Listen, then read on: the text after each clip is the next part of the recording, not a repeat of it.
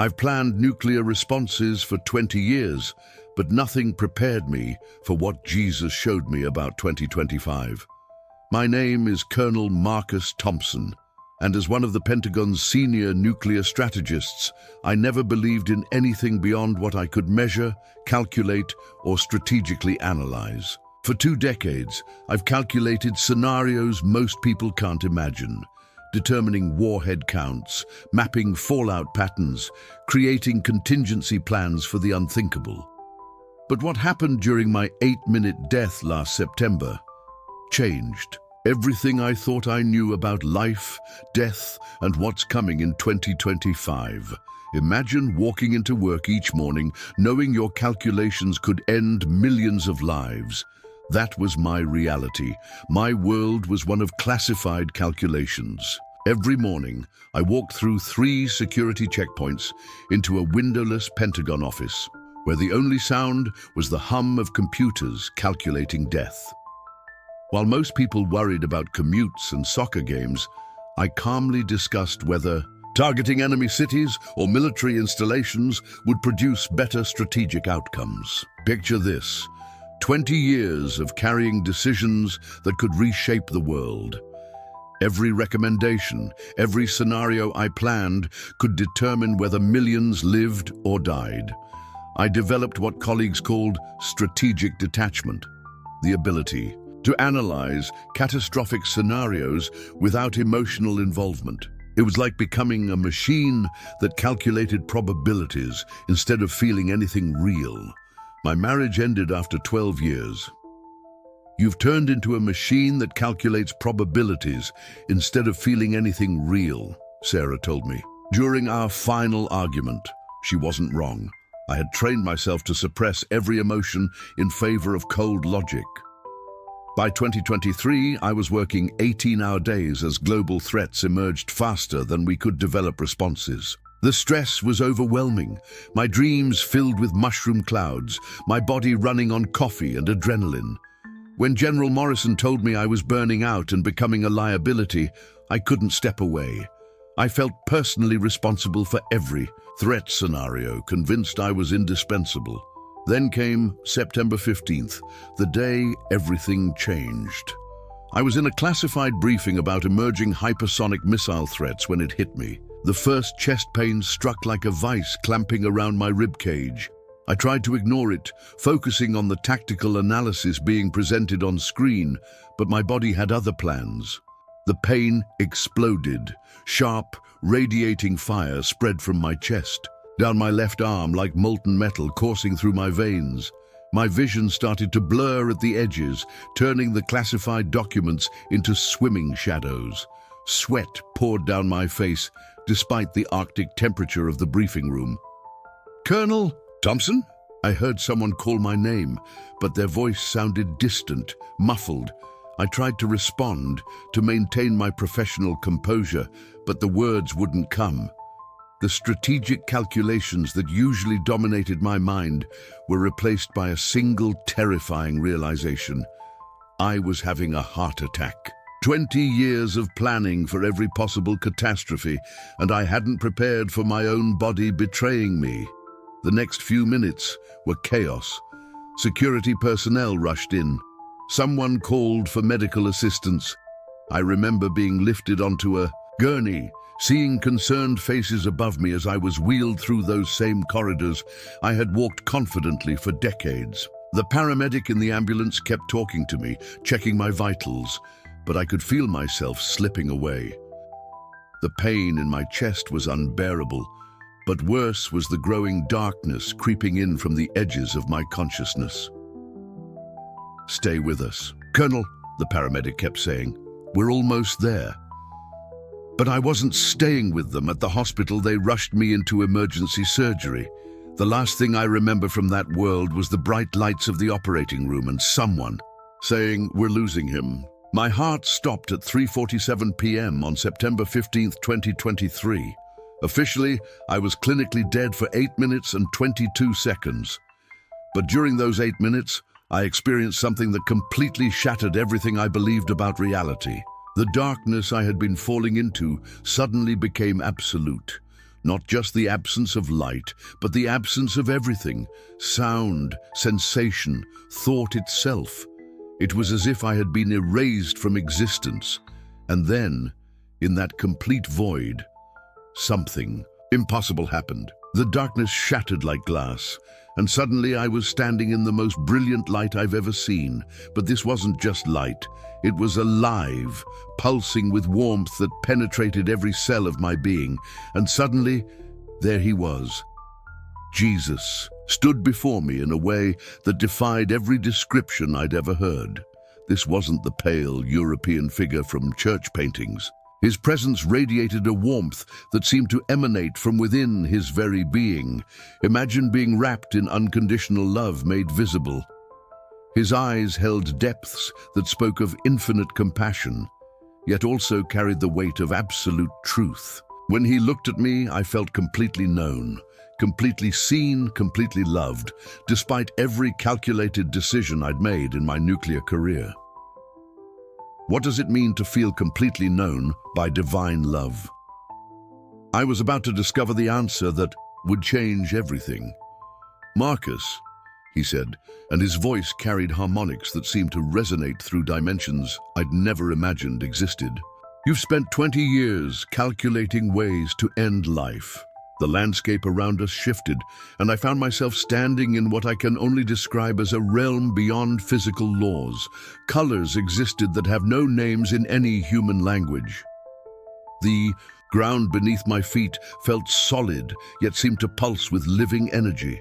In the distance, I could see structures that appeared to be built from crystallized music, if such a thing were possible.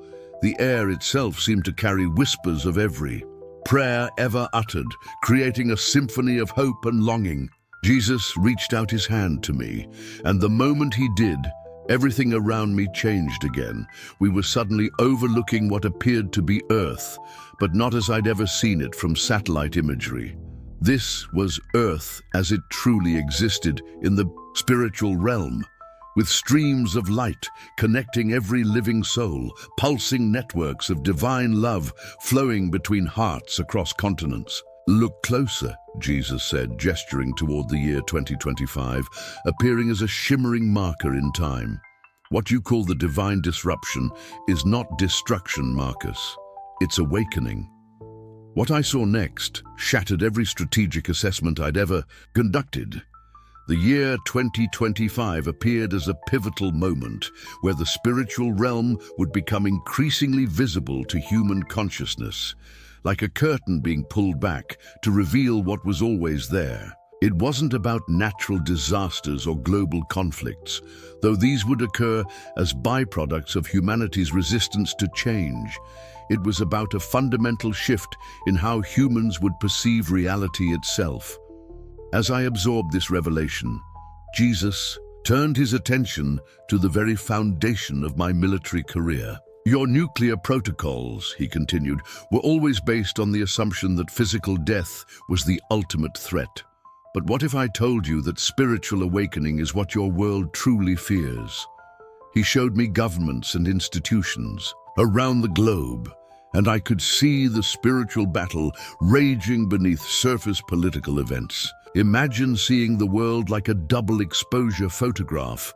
There were beings of light working to inspire human hearts toward love and unity, while darker forces worked to maintain systems of fear and control. The year 2025 represented a tipping point where more humans would begin to see these spiritual realities directly. Can you imagine what happens when millions of people suddenly see beyond the veil of physical reality?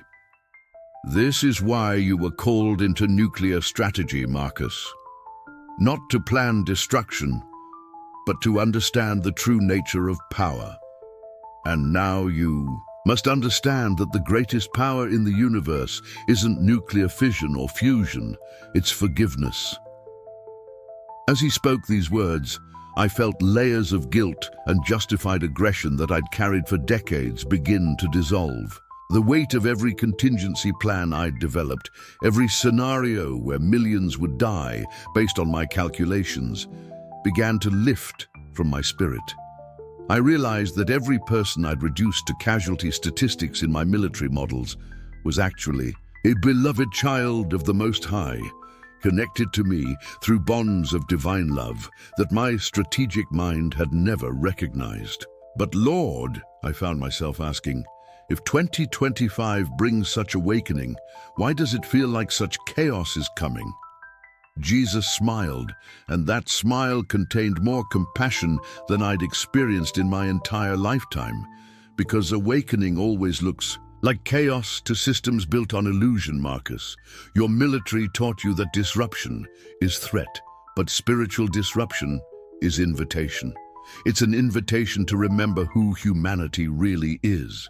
He then showed me specific visions of 2025. I saw people around the world beginning to experience direct spiritual encounters, similar to what I was experiencing in that moment. I saw traditional religious institutions struggling to maintain relevance as individuals began having direct relationships with the divine. I saw scientific communities being forced to acknowledge consciousness as a fundamental force in the universe. I saw economic systems based on scarcity giving way to recognition of infinite spiritual abundance. The nuclear weapons you've spent your career managing, Jesus continued, represent humanity's greatest fear manifested in physical form. But in 2025, humanity will begin to choose love over fear at unprecedented levels. This choice will render weapons of mass destruction increasingly irrelevant, not because they'll be destroyed, but because the consciousness that created them will be transformed. I understood then that my near-death experience wasn't random.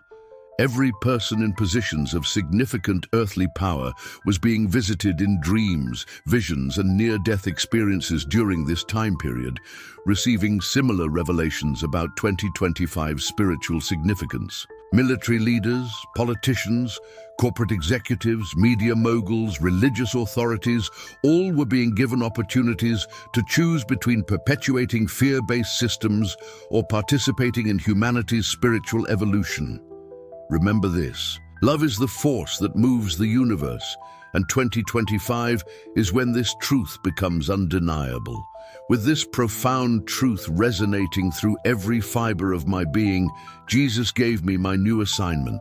Your mission now, he said, looking directly into my eyes with an intensity that seemed to penetrate my soul, is to prepare others for what's coming. Not with fear about global collapse, but with hope about global awakening. You've spent 20 years helping nations prepare for nuclear winter. Now help individuals prepare for spiritual spring. The love I felt in his presence was unlike anything I'd ever experienced. It wasn't conditional love based on my performance or achievements. It wasn't strategic love calculated for maximum influence. It was pure, unconditional acceptance of who I was at my core, combined with absolute faith in who I could become. But how do I explain this to people who think in terms of military strategy and national security? I asked.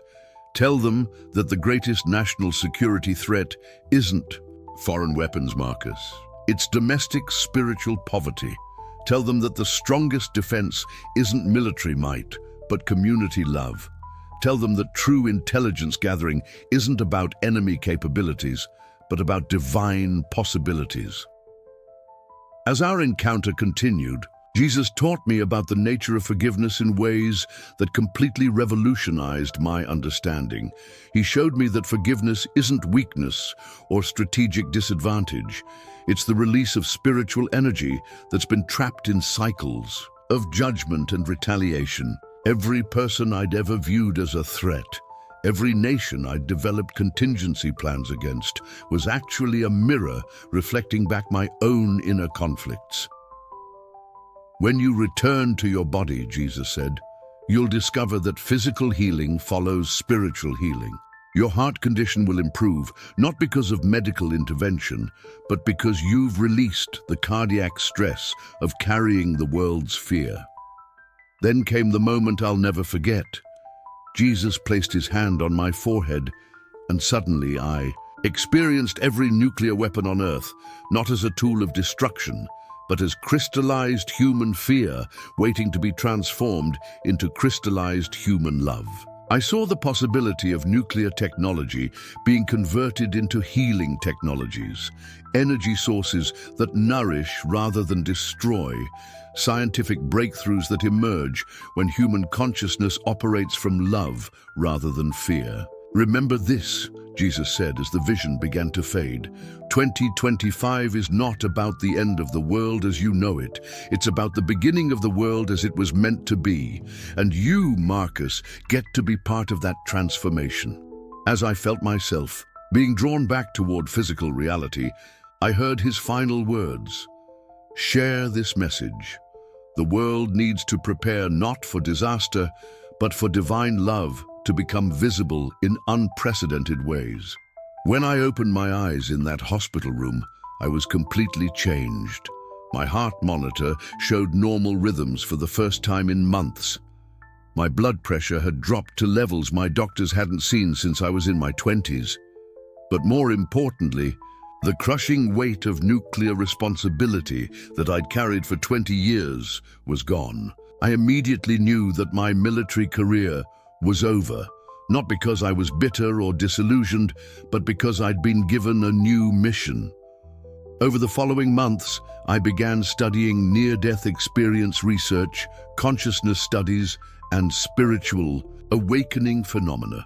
I discovered that thousands of people worldwide were having similar encounters, all pointing toward 2025 as a year of unprecedented spiritual visibility. My fellow strategists thought I'd lost my mind when I resigned my commission and began speaking publicly about spiritual awakening. But I've never been more clear about anything in my life. The same analytical skills I used to assess nuclear threats now reveal the absolute certainty of divine love's ultimate triumph over fear-based systems. Today, when I look at global events through this new lens, I see every crisis as an opportunity for humanity to choose love over fear. Every political upheaval is a spiritual invitation. Every economic disruption is divine preparation for abundance consciousness. Every social conflict is really about the choice between separation and unity. What do you think happens when enough people choose love over fear? What does it mean that consciousness exists beyond our current understanding of reality? These questions bring me to why I'm sharing my story with you today. If you're feeling like the world is becoming increasingly chaotic, you're not wrong. But that chaos isn't random destruction. It's systematic transformation. Think of it like a caterpillar dissolving into liquid before becoming a butterfly. The old world built on fear is collapsing to make room for a new world built on love. I've given you everything I promised at the beginning. The truth about what I saw during those 8 minutes, the divine revelation about 2025, and the real reason behind global transformation. You now understand that the divine disruption isn't destruction, but awakening. Here's what I need you to understand.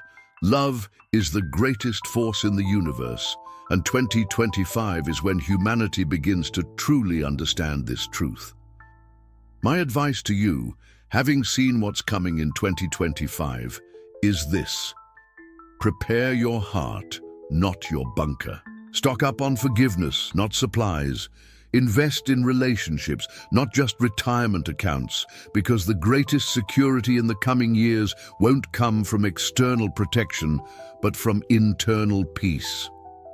What do you think happens when a nuclear strategist encounters Jesus and discovers that love truly is the greatest force in the universe?